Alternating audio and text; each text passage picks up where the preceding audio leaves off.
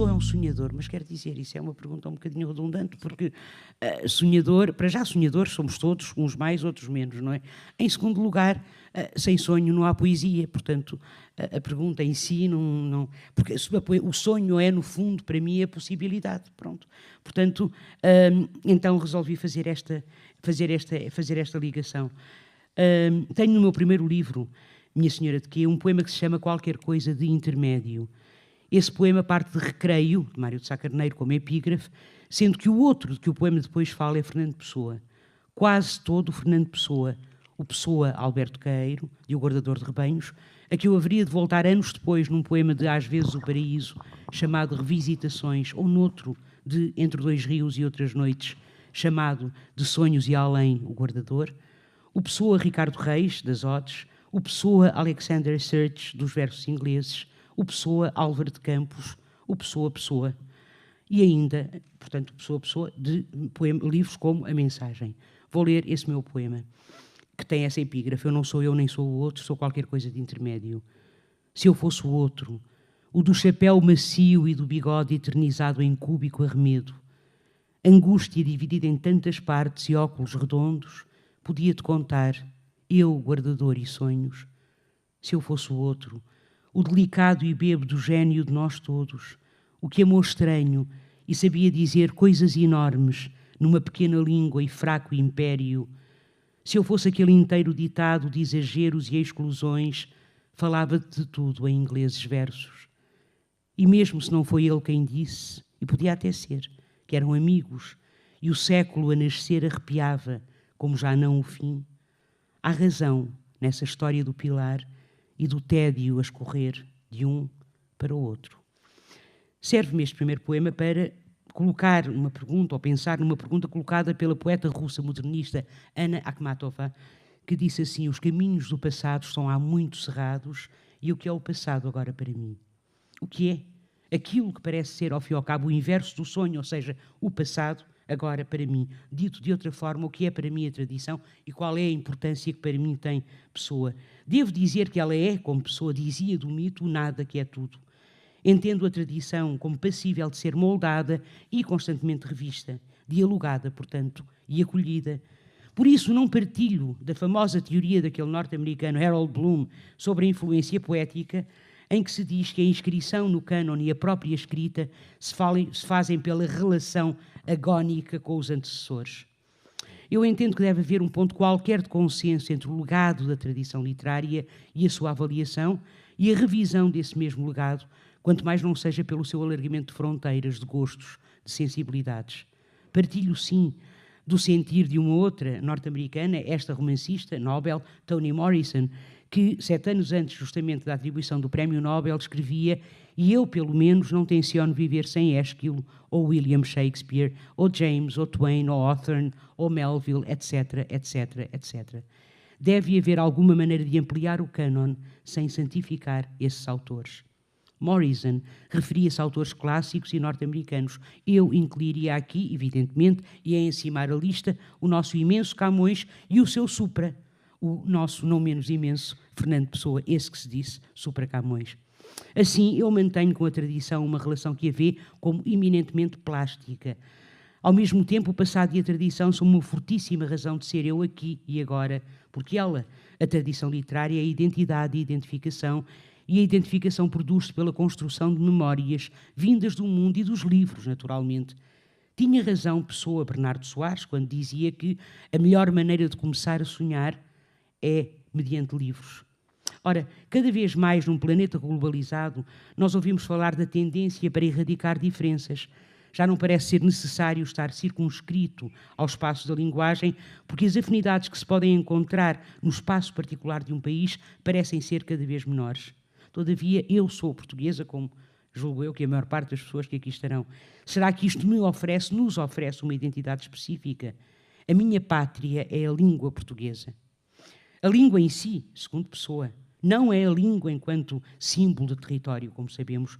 Alargo a frase de Fernando Pessoa e pergunto: será a linguagem poética, para me emprestar agora da frase de um poeta espanhol muito bom, António Gamoneda, uma pátria dentro de pátrias? A epígrafe que eu me servia no poema que li, Eu não sou eu nem sou o outro, sou qualquer coisa de intermédio, de Mário de Sá Carneiro, parece expressar simultaneamente a capacidade de vislumbre do exercício de tudo e o preço angustiante de habitar o lugar da possibilidade difícil de ir-se-ia de celebrar no nosso século XXI.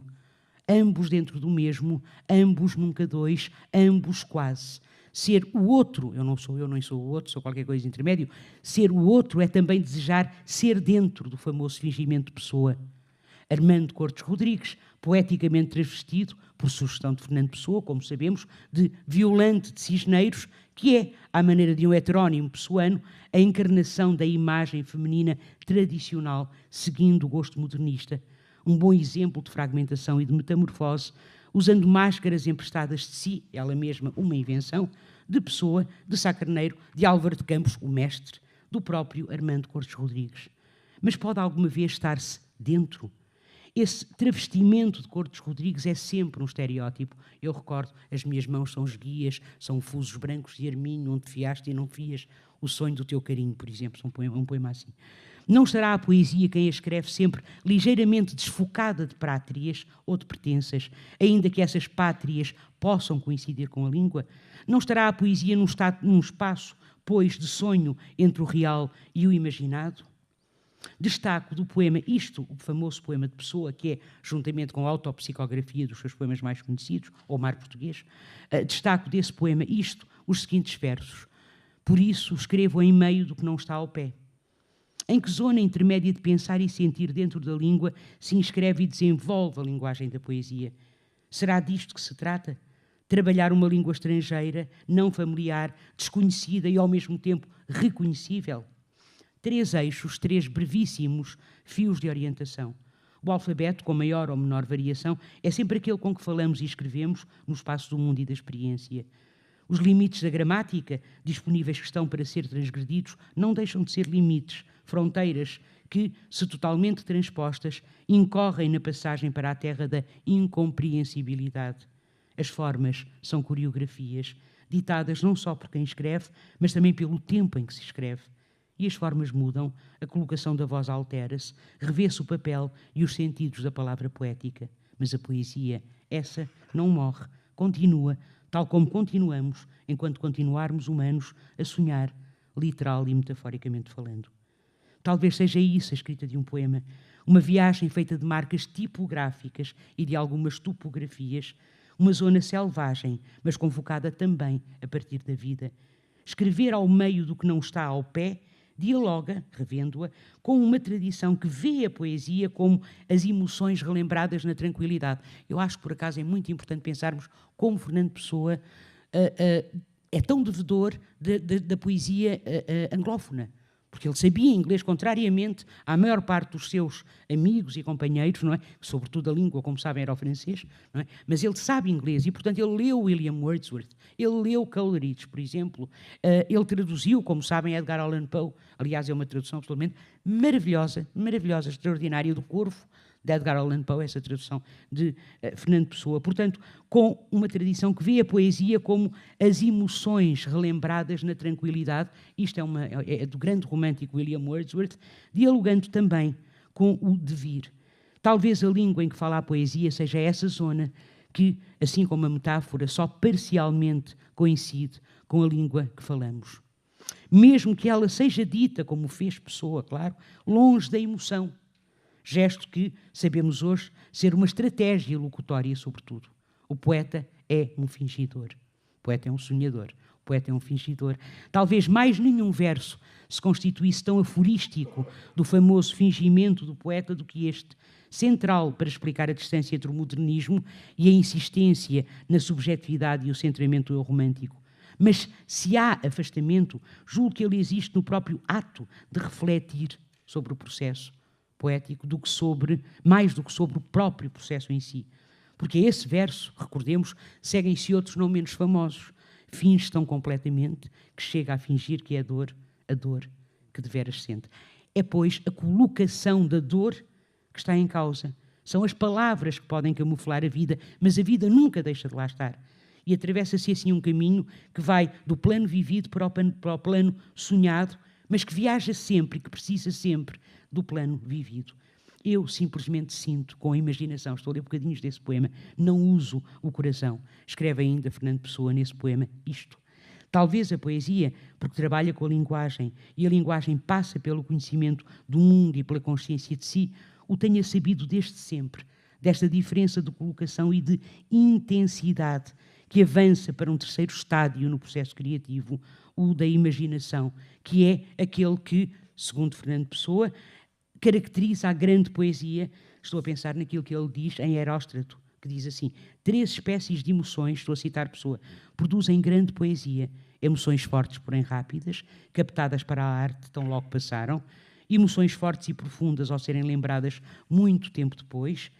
E emoções falsas, isto é, emoções sentidas no intelecto. Agora reparem o que ele diz. Não a insinceridade, mas uma sinceridade traduzida é a base de toda a arte. Ou seja, não mentira, por outras palavras, mas fingimento. Uma criança, por exemplo, é a história, eu penso que é isso, não é? Uma criança, quando arranja 3 ou 4 caixotes e se põe dentro dos 3 ou 4 caixotes e diz que vai viajar pelas galáxias, ela, de facto, que é o fazer de conta, no fundo, eu acho que são processos muito semelhantes. É o sonho posto em ação, pronto, posto em movimento, não é?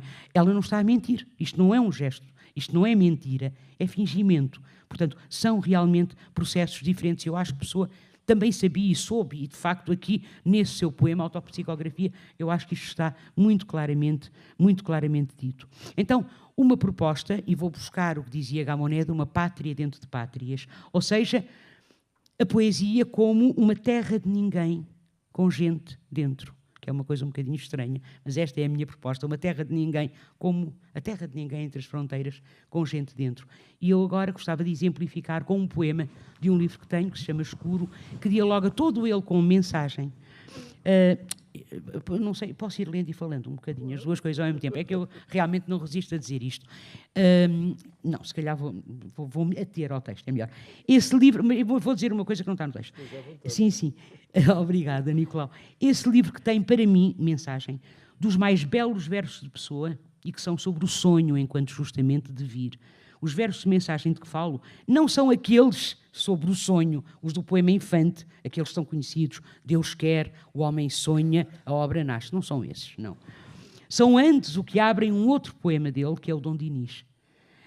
Na noite escreve o seu cantar de amigo, o plantador de naus a ver. Isto é extraordinário. O plantador de naus a ver. E houve um silêncio e um murmúrio consigo. É o cantar dos pinhais que sobre o trigo de império ondula sem se poder ver, arroia-se cantar jovem e puro, etc. Mas reparem, na noite escreve o seu cantar de amigo, o plantador de naus a ver, a existir ainda. Então, isto é lindíssimo, porque é nessa absolutamente extraordinária e feliz imagem, é como se a poesia fosse um motor que permitisse sonhar o futuro. Porque ele escreve o seu cantar de amigo e, ao mesmo tempo, esse que é o plantador de naus que vão existir, não é? Que vão haver.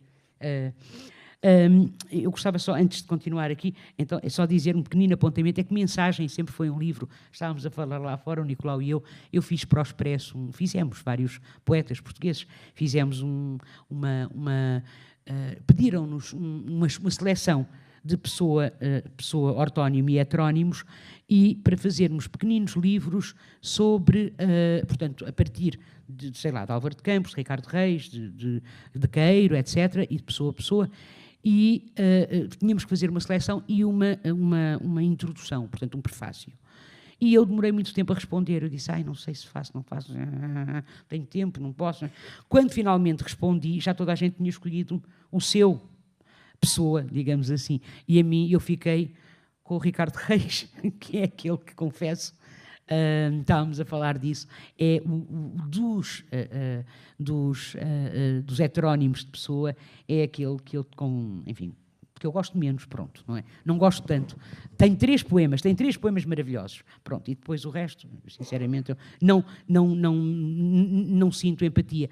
Mas eu queria mensagem, até, reparem, este meu livro, que eu vou ler agora, este poema, daqui a bocadinho, O Escuro, dialoga todo ele com a mensagem, é uma espécie de não é reescrita, mas de alguma maneira revê uma série de coisas de mensagem. Houve sempre um poema de mensagem que me fez muita impressão, que é aquele sobre a dona...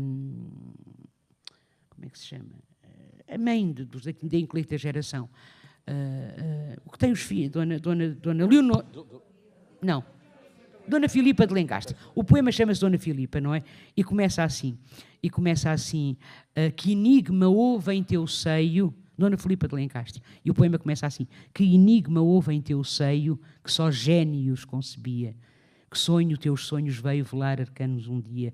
Volva a nós teu rosto sério, princesa do Santo Graal, humano ventre do Império, rainha de Portugal. Pronto. Mas volva a nós teu rosto sério. Reparem, humano ventre do Império e que enigma houve em teu seio que só génios concebia. Coitada, a Dona Filipa não é a Dona Filipa, ela é o seu seio, ela é o seu ventre, não é? Que enigma houve em teu seio que só génios concebia. E eu achei que realmente, porque a história dela é uma história triste, eu escrevi um poema chamado, não vou ler esse, mas escrevi um poema chamado A Cerimónia, mas era justamente nessa linha que eu gostaria de ter ido, e era sobre esse livro que eu gostaria muito de ter falado. Mas então, o poema que eu gostava de ler, ou os poemas que eu gostava de ler, um deles é Europa, que é um poema que dialoga, obviamente, com o poema de Fernando Pessoa, Europa, esse poema em que termina com Portugal fitando o resto do mundo, o rosto com que fita é Portugal. O poema é muito bonito, descreve a Europa como uma mulher, recordam-se, não é? A Europa jaz posta nos cotovelos, começa assim, não é? E depois o rosto com que fita é Portugal, porque Portugal de facto está no extremo da Europa, não é? Portanto, olha para toda a Europa. Só que, realmente, a minha Europa não pode ser a Europa de Pessoa. Essa Europa que fitava o mundo com o rosto de Portugal. A minha outra Europa, a nossa outra Europa, é a Europa também dos sem cidadania, dos sem terra. A Europa dos refugiados, dos imigrantes, a Europa aprisionada a um modelo económico feroz e neoliberal em que o capital se sobrepôs ao trabalho, a Europa espoliada e necessitada de se rever e à sua história, a Europa já exposta nos cotovelos, a Oriente e a Ocidente vai fitando. Assim começa, recordo o poema de mensagem e termina, como disse, com o verso o rosto com que fita é Portugal.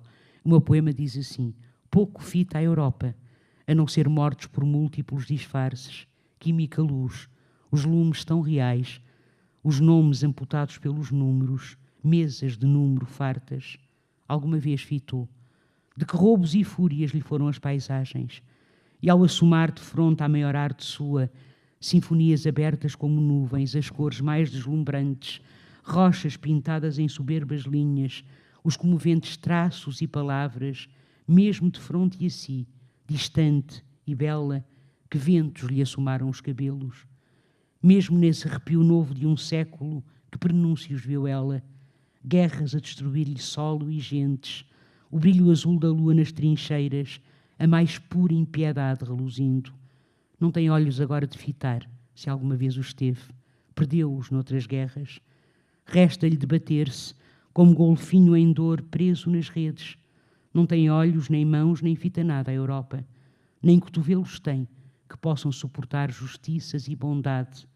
E mesmo aqui, se para aqui olhasse, nada veria, a não ser outros gritos, sem voz, sem sul, sem esfinge que deslumbre. A terra de ninguém com gente dentro é quem escreve e quem lê, mas é também a terra daqueles e daquelas que antes a foram habitando, ainda que muitas vezes não pudessem chamar-lhe verdadeiramente pátria. A minha terra de ninguém com gente dentro é, porque de gente feita, uma terra de corpos e de vozes dos que antes de mim tiveram voz. E eu estou a pensar, e muito concretamente, desse que é, de facto, a nossa bênção e a nossa maldição, porque nos está ainda muito perto, que é a Fernando Pessoa. Camões não nos faz tanta impressão, está lá muito atrás, mas Pessoa está muito perto, está aqui em cima, não é? Portanto, e ainda as vozes dos que vivem ao meu lado, temporal e espacialmente, e que tantas vezes não lhe têm direito.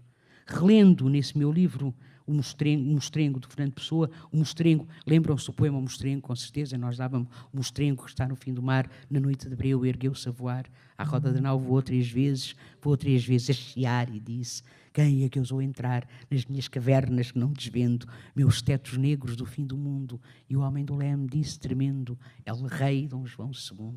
E o poema continua, não é? É um poema muito bonito. Portanto, esse mostrengo imundo e grosso que o homem do leme afronta, não é? Com o qual ele se defronta, no meu livro transforma-se no Adamastor. E então é ele que fala, já não é a terceira voz. E o poema diz assim: havia nesse tempo uma espécie de sol, e era ao cimo da água, e eu no fundo do mar. E eu via aquele brilho sem saber que era sol, só uma linha difusa a clarear lugares do nunca. E eu habitava a mais funda fundura, nela resplandecia a minha escuridão. Feito entre limos, pedra e pesadelo, eu era o pesadelo, e não sabia ainda poder ser o sustento de versos e de sonhos, de línguas novas a falar abismos. Inventaram-me ali, naquele tempo, nessa espécie de sol.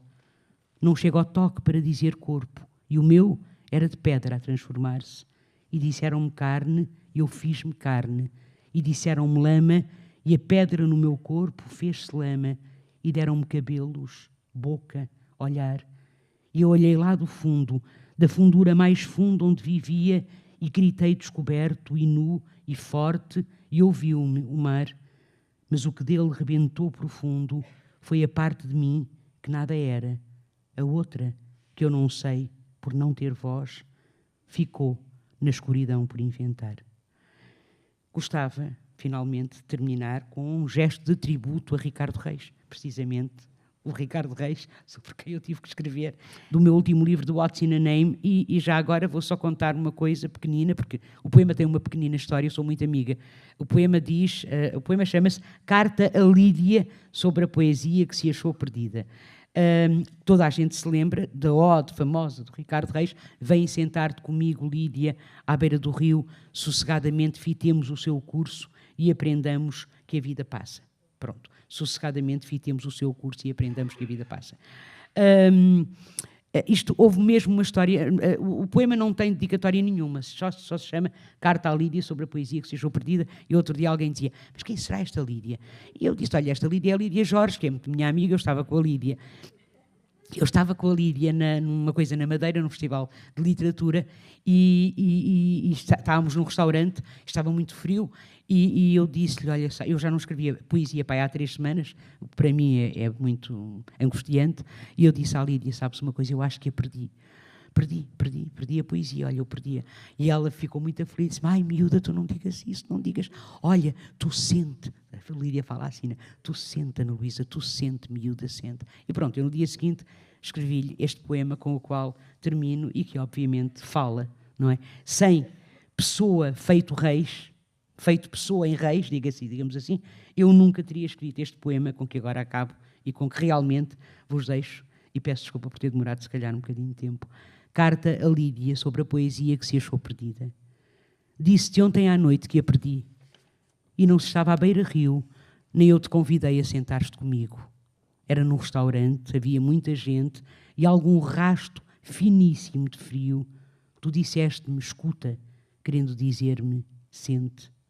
Hoje tentei de novo ouvir, tão hesitante como deve ser, os assuntos escuros do teatro onde moramos todos, mas onde tantos, nem sequer por instantes, recebem foco ínfimo de luz.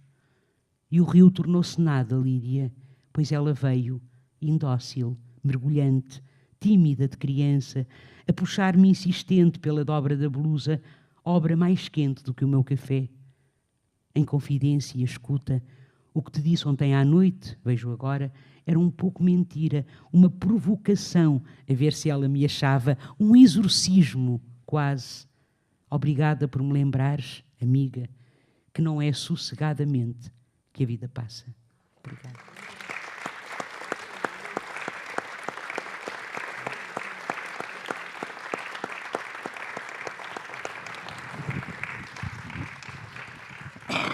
Muito obrigado, Ana Luísa, por esta belíssima intervenção de uma enorme densidade e que nos faz seguramente pensar.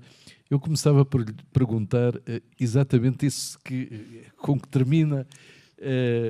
Os poetas vivem da inspiração, ou vivem do trabalho, ou vivem do trabalho e da inspiração? É as duas coisas, é as duas coisas. Eu nunca mais me esqueço. Por exemplo, a pessoa dizia que tinha escrito O Guardador de Rebanhos numa noite, não é? E hoje havia esse mito, não é? Que ele teria dito que tinha escrito, tinha estado toda a noite a escrever O Guardador de Rebanhos e que no dia seguinte de manhã tinha o poema pronto. Hoje vai-se a ver e parece que não foi nada assim, não pode ter sido, é impossível, pronto. Mas as pessoas também gostam, depois às vezes acreditam nos próprios mitos que criam, não é? Portanto, o que eu acho, e eu acho que o melhor exemplo, talvez, vem até do romance, vem de uma grande amiga, está ali a Rita, que ela é uma amiga como Maria Velho da Costa, que é uma grande romancista portuguesa, não é? E a Maria Velho da Costa, cuja formação é toda ela materialista, toda, Maria Velho da Costa é profundamente materialista, estava a escrever Mira, o seu último romance, infelizmente ela nunca mais escreveu mais nenhum, estava a escrever o último romance, eu fui à casa dela e ela tinha os papelinhos, as folhas todas assim, brancas ainda, não é? As canetas, os lápis, tudo ao lado, preparado para escrever, porque escrever um romance é diferente, eu também tenho um romance, é diferente de escrever poesia, realmente, são coisas muito diferentes. Mas então ela disse-me assim, olha, Ana Luísa, olha, sabes uma coisa? Estão a chegar-me as personagens. Ora, e eu nunca mais me esqueci desta frase, porque é uma frase extraordinária, não é? Estão a chegar-me as personagens, mas estão a chegar de onde? Não é? A quantas pessoas eu já ouvi, romancistas, meus amigos, dizerem-me coisas assim, olha, eu bem queria matá-lo, mas ele não deixou, ou ao contrário, não é? Eu não queria que ele morresse, mas ele quis morrer. Pronto, e portanto, eu acho que de facto é as duas coisas, não é? É trabalho, mas é obviamente algo que eu não sei explicar. Eu sinceramente eu não sei mesmo explicar. Não sou capaz de dizer exatamente de onde vem, de onde chega, quando vem. É uma atenção também às vezes ao mundo, mas algum só, porque é uma atenção também muito, sei lá, eu não tenho sentido nenhum de orientação. Tenho zero de sentido de orientação, portanto, não é exatamente esse tipo de atenção. Eu posso passar 10 vezes pelo mesmo sítio, por exemplo, e perder-me, continuar a perder-me, apesar de tudo. Portanto, não é decorar, ali está um pináculo de uma igreja, ali está, que é assim que as pessoas que têm sentido de orientação fazem, pelos vistos, fica ali gravado, não é? Aquela fábrica que diz não sei o quê, o outro que tem uma coisa vermelha e tal, e pronto, e orientam-se. Eu não me oriento, não sei fazer isso. Portanto, mas às vezes é a atenção a uma palavra. Eu já disse isto mais de uma vez, eu tenho uma entrevista qualquer, eu escrevo poesia desde que me conheço, desde sempre. E ainda antes de saber escrever, a minha mãe tem para lá uma quadra que, pelos vistos, eu lhe disse, eu era pequena, tinha 4 anos, e disse, qualquer coisa como, eu quero, não sei o quê, a mamãe escreve, disse assim à minha mãe, e a minha mãe escreveu, e então diz assim, outono, chegou o outono, as folhas que outrora foram verdes e belas, hoje são amarelas, belas outrora, amarelas agora. Isto não presta para nada, não é? É uma quadra, pronto. Mas é só isso, não é? Mas belas outrora, amarela. Agora, eu lembro-me muito bem da circunstância, que foi o fascínio com a palavra outrora. Aquela palavra que eu nunca tinha ouvido e que pela primeira vez alguém me leu, porque eu não sabia ler ainda, mas alguém me leu num livro. Para crianças, provavelmente, outrora havia reis e uma rainha que tinha uma filha, não sei o que, aquelas histórias, pronto, que se liam para as crianças, histórias de fadas e de príncipes e de princesas, e por aí fora, o Patinho Feio, e essas coisas, que foi o que eu li, ou que me leram, e portanto é esse fascínio. Há um poema muito bonito de uma poeta de que eu muito gosto, até porque, pronto, por várias vezes traduzia, Emily Dickinson, em que ela o poema diz mais ou menos isto: escolho-te, disse o poeta à palavra proposta. Fica aí com a candidata até que eu pense melhor. E depois, o poema continua. O poeta ou a poeta, não é? Porque é the poet. O poeta foi à filologia e quando estava quase a escolher a palavra, e agora repare, entrou, como é que é? That portion of the vision. Entrou aquele pedaço de visão que a palavra tentara preencher. Ou seja, e isto é muito curioso, então, esse pedaço de visão é aquilo que nós comumente chamamos, à falta de melhor palavra, a inspiração, que não deixa de ser inspirar, é isto, não é? Portanto, é deixar entrar algo para dentro de nós. Pronto. Ana Luísa há pouco estava a dizer que pode haver palavras que nos ficam a remoer, enfim, cá dentro, e que escreveu um poema, passado muitos anos, com uma palavra... Mas muitos. É um poema que eu tenho que se chama O Excesso Mais Perfeito. E é um poema que foi escrito para o meu livro Às vezes o Paraíso, acho eu, é da Às vezes o Paraíso. É um poema que tem rododendros, que é uma palavra, quer dizer, é o único poema que eu tenho com rododendros. Pronto. Não tenho mais nenhum. Aliás, só naquele é que o poema é que os rododendros couberam. Não cabiam em mais lado nenhum. Pronto. E esse poema, cuja circunstância é uma história muito triste, é uma história trágica. De resto, era uma grande amiga minha, talvez a minha maior amiga, Margarida Losa. Talvez algumas pessoas aqui se recordem, se eu disser o nome da mãe dela, se recordem da mãe dela, Ilse Losa, portanto, da escritora para crianças Ilse Losa. Então, a filha da Ilse era a Margarida Losa e estava... tinha tido um cancro e soube naquele dia que vinha almoçar comigo, telefonou-me, não havia telemóveis ainda, e telefonou-me e disse-me: Ana Luísa, eu não posso ir porque descobriram metástases. Pronto, é uma coisa horrível. E eu escrevi um poema que não tem nada a ver com doença, que não tem nada a ver com...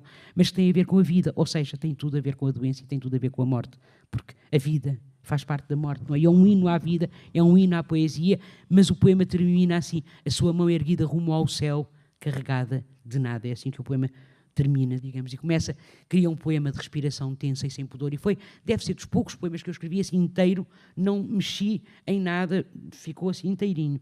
Mas lá tem os rododendros, diz, uma alameda inteira de rododendros, por onde o vento, ao passar, parasse deslumbrado e em desvelo, e ali ficasse, aprisionado ao cântico das suas pulseiras mas tão preciosas. É um poema sobre a poesia e é um poema sobre a vida, como digo.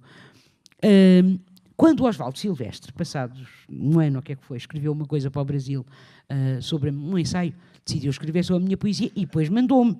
E fez aquilo que não se deve fazer, acho eu, que é perguntar o que é que tu achas. Eu gostei muito, não é? Eu gostei muito do ensaio dele, mas não, assim, e disse-me, diz-me mesmo a sério. Eu disse: olha, eu só não concordo muito com a tua interpretação dos rododendros, porque os rododendros, porque, repara, aquilo diz uma alameda inteira, como é que é? Uma alameda, exatamente, pronto. E eu disse, mas porquê? Porque realmente os rododendros aí, ele interpretou aquilo como um símbolo da feminilidade e da mulher, e não sei o quê, porque os rododendros têm a ver com o corpo feminino e isto e aquilo, e os ciclos da mulher, e uma coisa, enfim. Eu disse: olha, não tem nada a ver com isso, tem a ver com um livro que eu li com 12 anos, que foi Rebeca, não sei se já leram, ou se viram o filme, provavelmente, do Hitchcock, não é? Adaptado pelo Hitchcock, Rebeca, de Daphne du Maurier. Pronto, alguém, eu estou a ver pessoas que se recordam desse livro, é um romance, não é? Aquela figura da Rebeca, não é? Aquela figura. E eu li aquilo com 12 anos e a determinado momento pode ler-se uma descrição, qualquer coisa como: e eles, de braço dado, desceram, porque eles viviam numa mansão, Manderley, chamava-se a mansão, pronto. E então, é um romance assim de segunda, não é? Mas pronto. Então, eles viviam lá em cima numa mansão, e lindíssima, portanto, com vista para o mar, e eles, de braço dado, desceram uma alameda com rododendros de um lado e de outro, grandes, imensos, como bocas, e antes, porque eu mais me esqueço disto, e antes com H, e antes, que eu fui logo ver o que era e antes, porque eu não sabia, nunca tinha ouvido, mas aquilo da alameda de rododendros e a palavra rododendros, eu quando escrevi o poema, eu não sabia o que era, juro, eu não sabia o que era um rododendros, quer dizer, sabia que era eu pensava que era uma flor, confesso, e não é um arbusto, pronto. Mas eu achava que era uma flor muito grande, tinha que ser uma flor enorme, pronto, porque tinha uma boca iante. Aquela imagem de criança ainda me ficou. E, portanto, quando eu publico esse livro em 98, se não me engano, por aí, não é? Portanto, já quase na passagem do século, lá vêm os rododendros. E estas circunstâncias são assim, não é? Quer dizer, as coisas acontecem assim, por circunstâncias, e elas não têm que passar para o poema. Mas por isso é que eu digo, não é? É a verdade da vida, defletida, quer dizer, não é refletida, é defletida. Ela está, nem sei se pode dizer defletido, não. Não é um reflexo, digamos, não é? É um desvio. Mas há sempre um fio qualquer que a liga à vida. Tem que haver sempre um fio. Até porque a linguagem, começando logo pela língua, não é? porque o poema é escrito numa língua, numa determinada língua, com determinadas palavras, as mesmas que nós usamos para comunicarmos uns com os outros no dia-a-dia, pronto. Essa história que acabou de contar faz-me lembrar um poema do Mário Henrique Leiria, em que ele utiliza a palavra imarcessível. Imarcessível. Diz ele, andei anos e anos para escrever o poema com a palavra imarcessível. Existe. Pelos vistos existe. Que é realmente... É que eu tenho um romance que se chama Ara, que a determinado momento diz Segismundo adumbrado, e não existe a palavra adumbrado. Mas adumbrado é assim qualquer coisa entre o deslumbrado e o admirado, pronto, e olha, ficou adumbrado. Não existe. Isso é os poetas e os escritores que criam palavras. Mas até esta, repare, mas criam, mas elas têm que ter sempre um elo, um fiozinho ténue que seja de ligação às coisas. Ana Luísa tem a sua percepção relativamente à poesia do Pessoa é que ele trabalhava muito a poesia depois de a escrever? Eu penso que sim, eu penso que havia de depender naturalmente, não é? Eu acho que como qualquer poeta, umas vezes sim, mais vezes, não é? Talvez, outras menos, sei lá, é difícil dizer, porque eu acho que um bom poema, tal como uma boa casa, como um bom prédio, digamos assim, não é? Não deve deixar ver os andaimes. Era Edgar Allan Poe que diz uma coisa muito bonita, que diz, se as pessoas soubessem o que custa, não é, escrever, se vissem todos os andaimes, as roldanas, as penas fingidas, porque ele depois vai para a linguagem do teatro e não sei o quê. Portanto, tentando de alguma maneira, eu penso que o que acontece é que a determinada altura depois, para mim o mais difícil talvez seja iniciar o poema, não é? Começar o poema. A partir daí depois ele continua, é como se de alguma forma, como um romance, ele guia-nos. Eu não sei se ele, não tenho provas nenhumas, quer dizer, não sei, também não sou, como já tinha dito, assim, uma académica pessoana. Eu adoro Fernando Pessoa, conheço muito bem a poesia de Pessoa, não sou uma académica pessoana. Mas julgo que alguns poemas, por exemplo, sei lá, o Alberto Queiro, que eu gosto imenso de Queiro, o Guardador de Rebanhos, por exemplo, de Queiro, não é? Aquilo parece realmente não ter tido grande trabalho, mas nós não sabemos, não sei. Eventualmente eu acho que palavras provavelmente foram mudadas, não é? Eu acho que isso acontece muitas vezes, são palavras que se mudam. Outras, era também Carlos Oliveira que dizia, falava na atração vocabular. Eu acho que há palavras que depois se atraem umas às outras e que aparecem assim no poema, sei lá, folha, falha, filha, folha, pronto, coisas deste tipo, não é? Que por vezes vão crescendo e vão encontrando os seus próprios nexos. O que eu acho é que, isto respondendo, voltando ao nosso tema, não é? Quer dizer, eu acho que se nós temos poetas sonhadores, realmente Pessoa bate-os a todos, não é? Porque se entendermos sonho como a capacidade imaginativa, e ele debruça-se muito, isso sim, não é?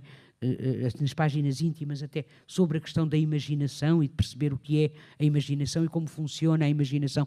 Ele conhecia bem Coleridge, como disse, ele conhecia bem os românticos, e Coleridge faz também uma distinção entre a fantasia e a imaginação, dizendo que são coisas diferentes. Então, se entendermos sonho como imaginação, e nós somos seres para a imaginação, não é? Para criarmos mundos novos, diferentes, completamente distintos e muitas vezes até, e a ficção científica prova, não é? E muitas vezes até muito à frente, ou muito atrás, digamos assim, desculpa, ao contrário, muito à frente do próprio tempo, não é? Mas isso é uma outra questão, quer dizer, eu acho que a grande poesia, como a de Pessoa, por exemplo, vem sempre antes das teorias. A poesia vem sempre antes das teorias, sempre. E a poesia antecipa sempre coisas, não é? Mais uma vez estou a pensar em Dickinson, quando ela fala na cisão do átomo. Aquela mulher está a escrever em 1860, sabe lá o que é a cisão do átomo, e todavia a poesia pode imaginar isto. Então, se nós entendermos sonho como imaginação, eu acho que quem consegue criar nem são só 4, são muitos mais heterónimos, são 5, 6, quer dizer, agora eles vão sendo descobertos, não é? Agora mais uma arca, não é? Pelos vistos. Quer dizer, mas pelo menos aqueles que nós conhecemos, não é? Pronto, vamos só para esses. Ricardo Reis, Álvaro de Campos, Alberto Gaeiro, Alexander Search, quem é que me falha? Bernardo Soares, Fernando Pessoa, quer dizer, eu acho que se nós entendermos sonho como equivalente para imaginação, isto é, de facto, uma imaginação prodigiosa, não é? Prodigiosa, quer dizer, é extraordinária. Nós tivemos também, recordem-me quem era o heterónimo que sabia muito da astrologia. Era Bernardo Ataleia, seria? Baldaia, que era um super então alguém trouxe aqui outra super coisa. astrólogo. Era... E todos eles ainda por cima com vida, não é? Porque aquela gente tem toda a vida, tem profissões, tem cartas astrológicas, tem tudo, cada qual tem tem a sua vida, não é? Própria, que emana daquele homem, não é? Que morre, apesar de tudo, novo, não é? Porque a pessoa morre novo, não é? Há um outro que eu gosto imenso, um outro poeta ao seu lado, que é Sá Carneiro. Eu acho que é um grande poeta, não é? Que foi completamente esmagado, não é? Pela presença da pessoa. Mário de Sá Carneiro morre com 23, 24 anos, novíssimo, não é? Também. Quer dizer, toda aquela geração, eu acho toda aquela geração uma geração extraordinária, Almada, Negreiros, não é?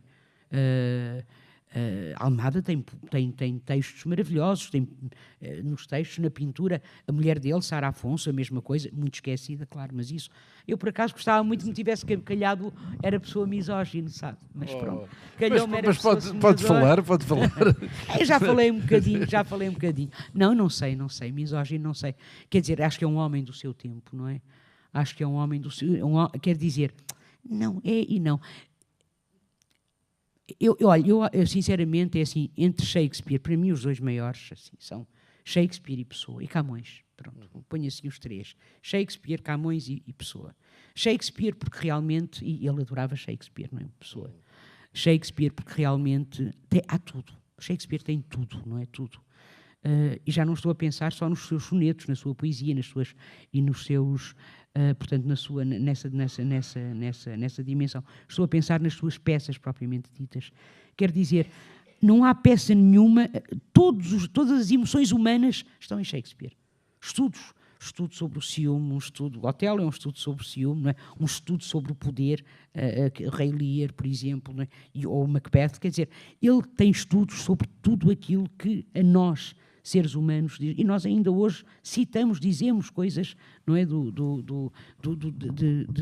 Dizemos coisas de Shakespeare e sabemos Shakespeare, não? Mas, portanto, esses três são para mim assim o que há de mais extraordinário. Agora, eu por acaso acho que Pessoa, que Shakespeare era muito menos misógino, se quisermos falar em misoginia, do que foi. Acho que Fernando Pessoa...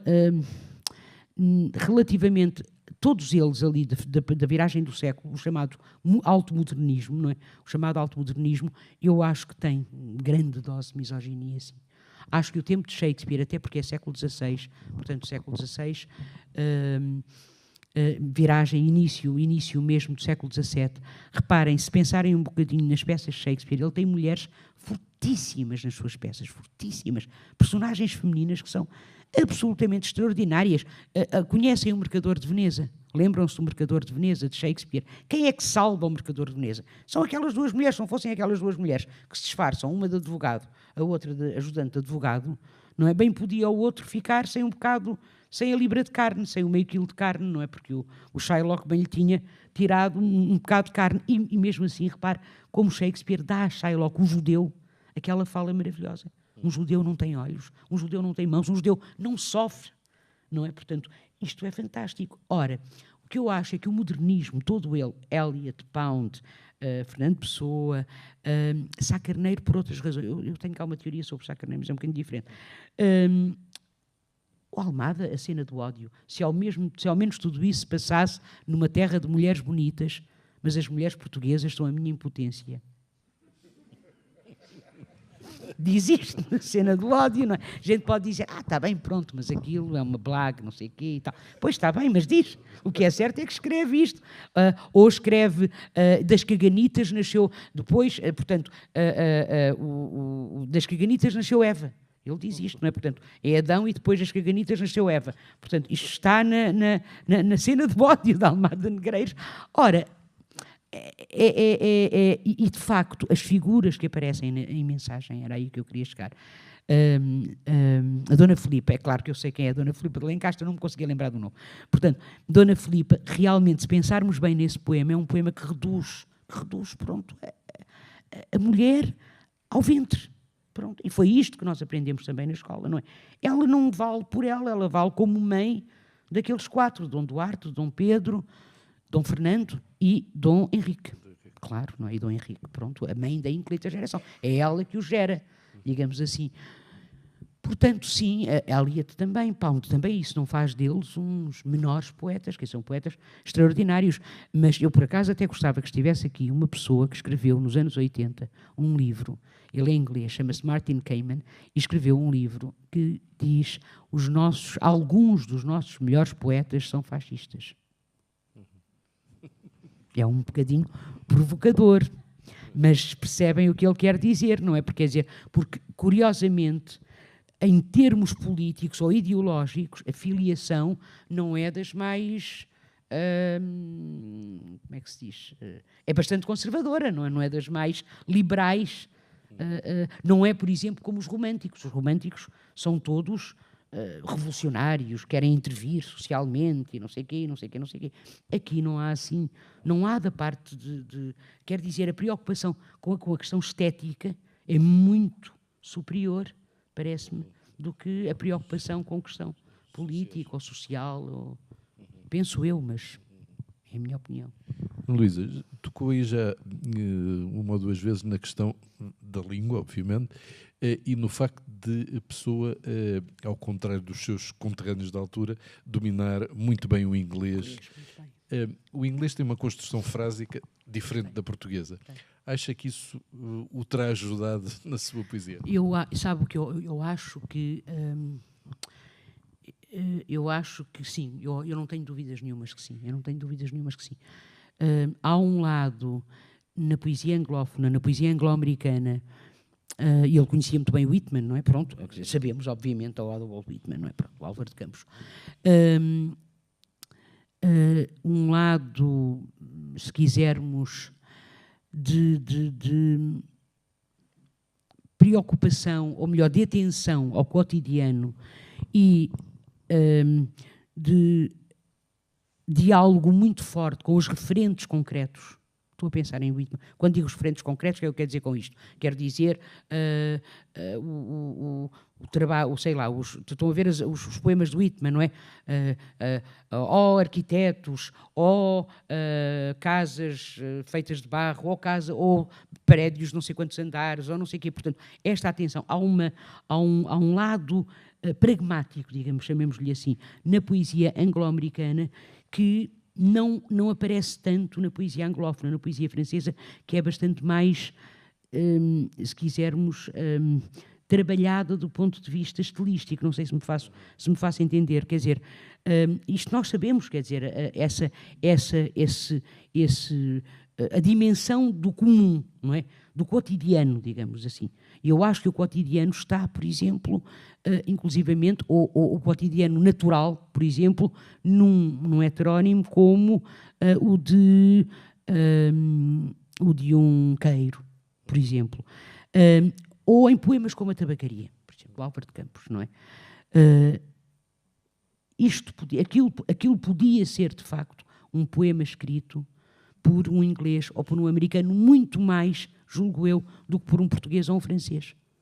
Muito mais do que por um português ou um francês. Quer dizer, está muito mais na linha da poesia inglesa ou na linha da poesia americana. Estou a pensar em poetas como... de facto, pronto, estou a pensar em Eliot, obviamente, estou a pensar em Whitman, não é? Portanto, Whitman e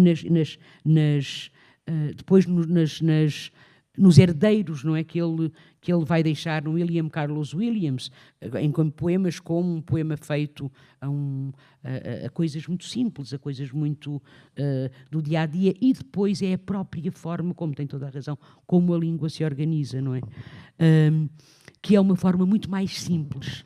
Escreve-se de uma maneira muito mais simples. Os poemas ingleses e americanos, sobretudo até à década de 70, digamos, do século XX, são muito mais narrativos, inclusivamente, têm uma estrutura muito mais narrativa do que a poesia francesa, por exemplo, ou mesmo do que a nossa poesia portuguesa. Se nós compararmos os poemas dos anos 60 portugueses com os poemas dos anos 60 ingleses ou americanos, são completamente diferentes.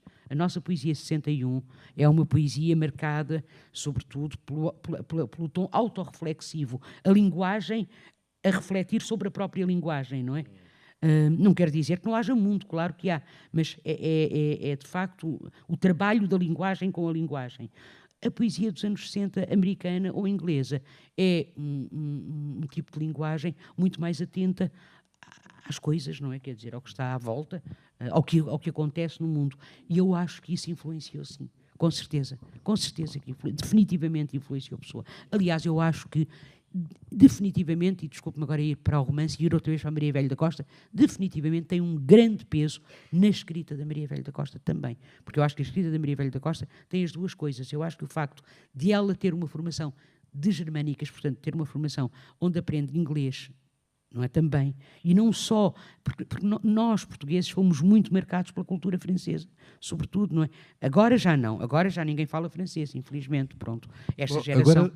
Agora é ao contrário, agora é ao contrário, não é? Que é uma tristeza, mas por exemplo, a minha geração, eu sou completamente fluente nas duas línguas, a francês e a inglês, e em alemão ainda, não é? Porque eu ainda estudei alemão, pronto. Mas quer dizer, mas o francês, porque no meu tempo, e com certeza, se tiverem aqui pessoas da minha idade, lembram-se disso, no chamado primeiro ano dos liceus, não começávamos com inglês, mas sim com francês. Portanto, tínhamos todos 5 anos obrigatoriamente de francês, e mais 2, porque quis ir até ao 7º com francês, tive 7 anos de francês, depois andei mais tarde no luso-francês ou não sei o quê, e depois, pronto, todos os textos que a gente estudava eram em francês, não é? Portanto, depois, claro, como estudava inglês, ora, eu acho que isto dá realmente a cultura anglófona é muito diferente da cultura francófona, é muito diferente. E eu acho que isto há uma amplitude relativamente a... Porque nós somos isso também, aquilo que lemos, não é? Aquilo que lemos, quer dizer, qual é o poeta, um bom poeta que nunca leu nada? Não há. O poeta é um leitor também, ou uma leitora, é isso também, não é? O poeta também é um leitor. Portanto, Fernando Pessoa sabia inglês, lia inglês muito bem, não é? Traduziu, como digo, traduziu Shakespeare, ele traduziu Poe, traduziu... Não sei se conhecem a tradução dele do Corvo, de Edgar Allan Poe. É extraordinária, não é? Portanto, eu acho que isso lhe deu uma amplitude que, por vezes, não existe noutros, não é? Que se atém só. Não sei se sim, claro. E gostava de lhe perguntar, no seu método de trabalho, da poesia, se tem por vezes poemas que escreve, que não conclui, ou que conclui, mas que fica com a sensação que não estão acabados, sim, claro, e que volta a eles sim. Até finalmente ficarem comentados. Mal comparado, como se costuma dizer, esta é uma expressão muito feia, não é? Mas muito mal comparado, mas eu tenho lá 2 caixas deste tamanho, não é? Também já tenho umas caixas. Sempre tive. Sabe porquê? Porque o meu primeiro livro eu publiquei com 33 anos. Eu não quis publicar antes, portanto... Já tinha muitos poemas, muitos. Eu tenho poemas que me dava para publicar até se me apetecesse ir buscar ali à tal, mas eles estão lá por alguma razão. É porque eu acho que não estão em estado de verem à luz do dia, não é? Mas às vezes vou buscar um ou outro e revejo, não é? Reciclo. Também é isto, não é? Porque a gente recicla. A reciclagem eu acho que a reciclagem é uma coisa muito bonita, não é? Porque, pronto, é reaproveitamento, no fundo, não é?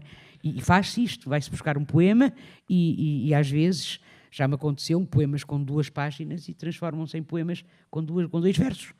Pronto, eu aproveito 2 versos e depois, porque gostei daqueles versos, e depois escrevo um novo poema a partir de um outro poema, ou melhor, a continuação de um outro poema que me foi suscitado por aqueles 2 versos que estavam num poema que tinha 40 versos, mas do qual eu não gosto. Sim, há poemas que não estão acabados. Acontece ainda outra coisa que tem a ver com a composição de um livro.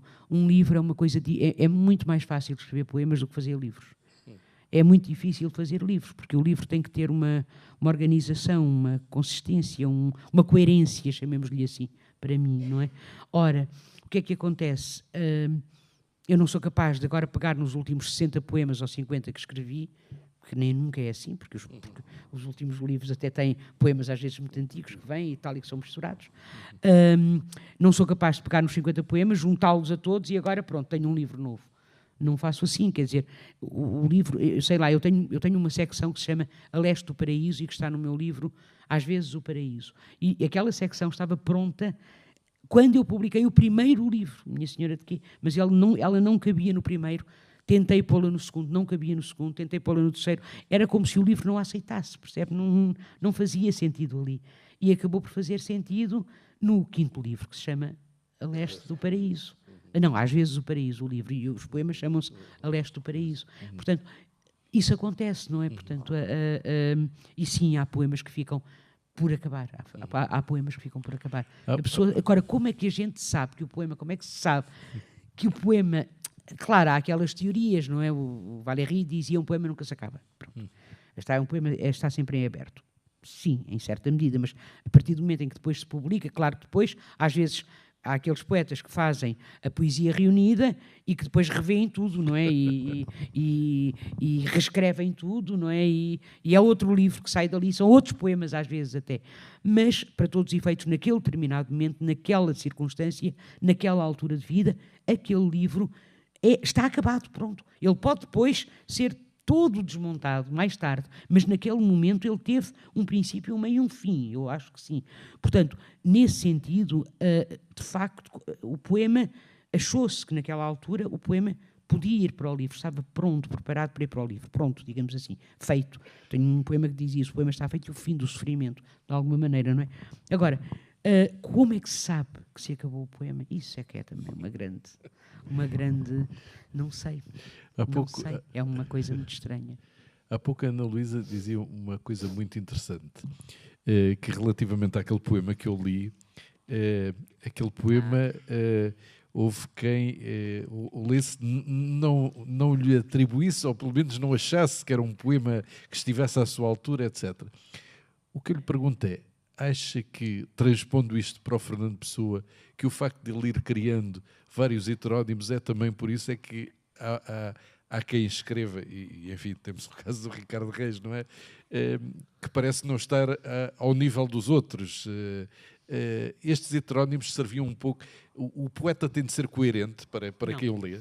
Não tem nada a ser coerente. Aliás, ele não tem que pensar em quem o lê. Eu acho que isso é fundamental. Mal vai o mundo quando os poetas pensam, quando escrevem os poemas, nos leitores e nas leitoras. Eu tenho estes cuidados, pronto. Tenho, pronto, o que é que eu hei de fazer? Portanto, mal vai o mundo quando isso acontece, porque isso significa que a pessoa está, ao escrever o poema, está consciente daquilo que no momento em que escreve agrada mais ou menos. Eu, quando digo leitores, também eu valo para os críticos, não é? Ou aos críticos, sabe que aquilo vai ser aceito pela crítica, ou vai, não é? E, portanto, está a pensar e escreve. Eu penso que... Eu não, quer dizer, eu não sei... Aquilo que aconteceu com o seu poema. Sim. Eu não sei exatamente se as odes, se o Ricardo Reis é claro, se só existisse Ricardo Reis, isto é assim, se só existisse Ricardo Reis, eu acho que ninguém ligava nenhuma ao Fernando Pessoa. Eu acho que sim, quer dizer, se só existissem as odes de Ricardo Reis e mais nada, se nós não tivéssemos, ao passo que um Álvaro de Campos fica na história da literatura, não é?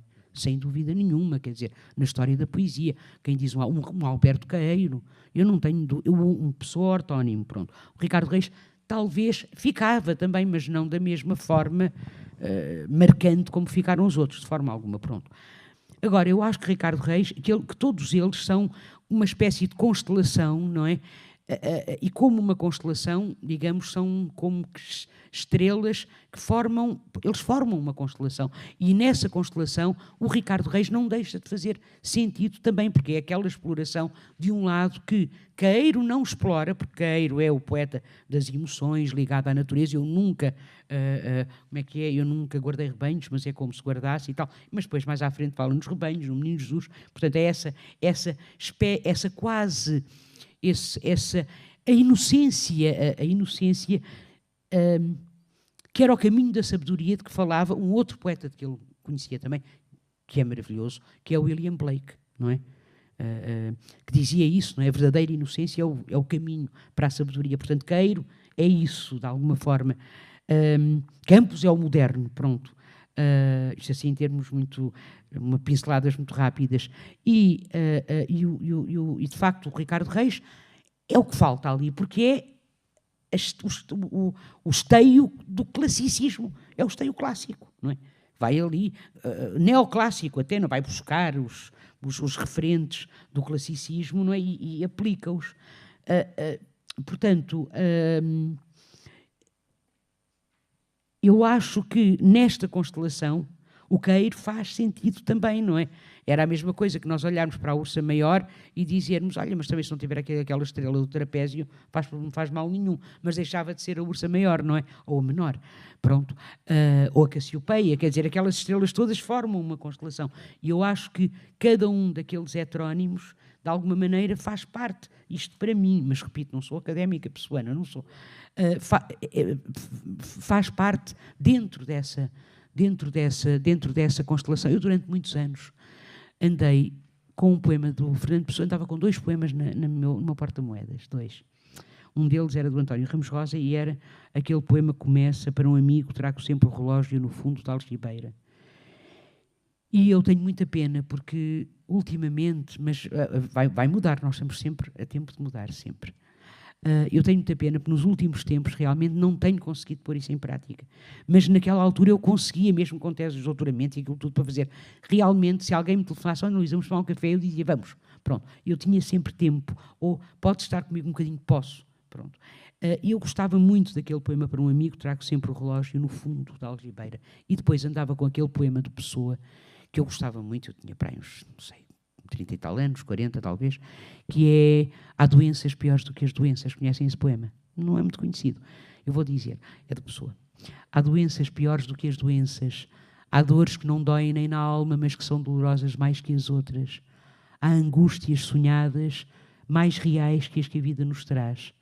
Há sensações sentidas só com imaginá-las, que são mais nossas do que a própria vida. Há tanta coisa que sem existir existe demoradamente, e demoradamente é nossa, e nós, por sobre o verde fulvo do amplo rio, o circunflexo branco das gaivotas, por sobre a alma, o adejar inútil do que não foi, nem pode ser, e é tudo. Dá-me mais vinho, porque a vida é nada. Pronto. Isto é um poema do Ortónio Pessoa. Eu não sei porque raio é que naquela altura, com 20 e tal anos, 30 anos, aquilo para mim, eu dizia-me imenso. De facto, tinha razão, realmente isto acontece-nos com os poemas, não é? Quer dizer, há momentos em que um poema nos fala de uma forma absolutamente extraordinária, não é? E depois, mais tarde, deixa de falar tanto. E depois, às vezes, volta a falar outra vez. Eu de facto, do Ricardo Reis, continuo a gostar muito daqueles dos deuses, não, para ser grande, ser inteiro, não é? Aquele conhecido, nada teu exagera ou exclui, ser toda em cada coisa, põe enquanto tu és o mínimo que fazes, assim, em cada lago a lua inteira brilha porque alta vive. Pronto, acho que é um grande poema, mas é um poema muito pensado. Eu acho que isto é um poema muito mais, entre aspas, cerebral, se é que se pode dizer isto, porque nós hoje sabemos provado até pela neurociência e pela medicina, portanto, sabemos que não conseguimos distinguir a emoção, quer dizer, que não há emoção para um lado e razão para o outro, nós não conseguimos tomar decisões sem que a emoção esteja presente, não é? Mas, se podemos falar nisto, é um poema muito mais cerebral do que o outro, do que eu acabei de dizer, que tem aquela imagem belíssima, o circunflexo branco das gaivotas. Se nós pensarmos numa gaivota, não é? De facto, é como se ela fizesse um circunflexo, não é? E, aliás, quando se desenha uma gaivota, é isso que fazemos. É um circunflexo. Ao contrário, por acaso, nós fazemos ao contrário, o circunflexo. Ora, já não sei que pergunta é que era, já me perdi, peço desculpa. Era por causa daquele poema. Aquele poema que acabou de ler, eu acho que é um poema dramático, porque, infelizmente, a velhice, não é? Pronto, é um mal comum a nós todos, não é? As artroses, essas coisas todas. Aquilo é um poema que parece ser um poema satírico, cómico, mas de facto é um poema, eu acho que é um poema até trágico, não é? Mas o que é certo é que houve uma pessoa que me disse: tu não podes publicar isso, Ana Luísa, não podes. Isso é horrível, porque não se faz uma coisa dessas, não se matam os mitos assim. E eu um dia, aquilo foi-me tão, como é que se diz, foi-me dito com tanta certeza e com uma forma tão veemente, que eu pensei, pronto, eu não publico. E o poema esteve parado 4 anos ou 5 anos, ou lá o que é que foi. Um dia no Brasil, num festival, uma coisa de poesia, um festival de poesia, eu pensei cá primeiro, eu vou ler o Pedro e Inês e Pedro, é assim, não é Pedro e Inês, é Inês e Pedro, 40 anos depois, não é? Portanto, ela não morre, não é? Ela está viva, ela fica viva, o que é que teria acontecido se ela não morresse?